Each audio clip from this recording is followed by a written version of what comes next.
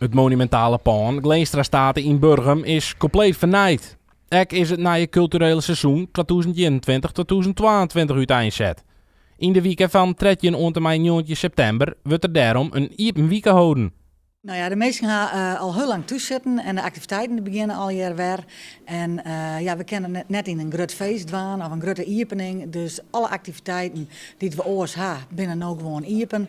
En mensen kunnen binnenrennen, even komen te zien en eventueel meedwaan.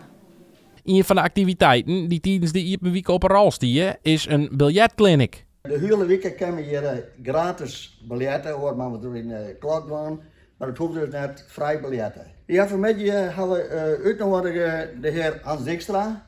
Het is een beetje uitleg geven hoe een biljart gemaakt wordt. Dat is wel eens interessant. Mensen zien meestal een biljart zo.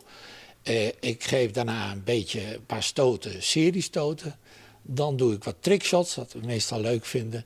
Wat kunststoten, zo dat heet. Wel moeilijk natuurlijk, maar vinden de mensen wel vaak heel mooi. Dijkstra had haar 30 jaar biljetfabriek Bierling de Schepper in Greenshoorn. Werd hij keus en biljettafels maken. In 2014 had hij de zaak verkocht en ondertussen biljetten de oud-prof nog heel tijd. Het publiek, het is jong en oud. Tegenwoordig wel wat vaker ouderen natuurlijk.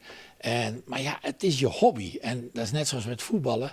Ja, word je beroeps en dan heb je er altijd plezier in.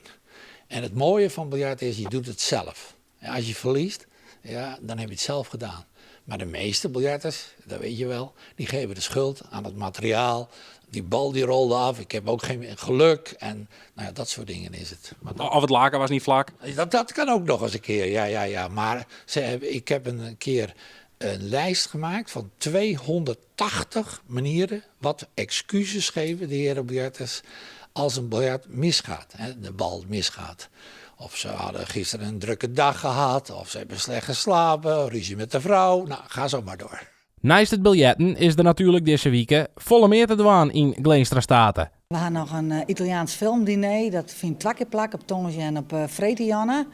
We hebben voor de band activiteiten op Tiesje en Tonge midden. We hadden de Crea Club voor mensen met een beperking op Tiesje. Er is bingo op Tiesje voor 55 plus. Nou, country line dancing op Waanje. Nou, er is echt een hulp te doen.